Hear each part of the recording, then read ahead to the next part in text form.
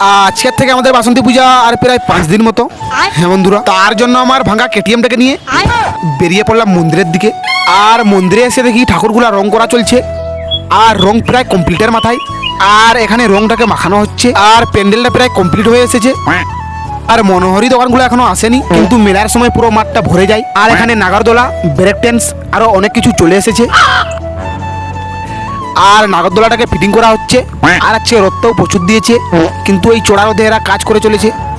আর এখানে break dance half complete হয়ে গেছে, আর গেটগুলোতে বাঁশ বাঁধা কমপ্লিট হয়ে গেছে।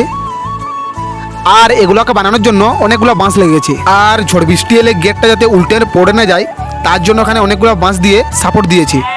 কিন্তু তারপরেও ঝড় বৃষ্টি এলে বেশিরভাগ সময় পড়ে যায়। আর এই ছোট ছোট গেটগুলো অনেকগুলোই বানিয়েছে, আর এগুলিতে লাইটও বাঁধা হয়ে গেছে।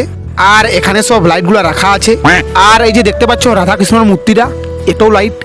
আর এই 7 দিনের মেলায় এই অনুষ্ঠানগুলো হবে। আর আমার তরফ থেকে তোমাদের সবাইকে এই মেলাতে আসার জন্য অনুরোধ রইল।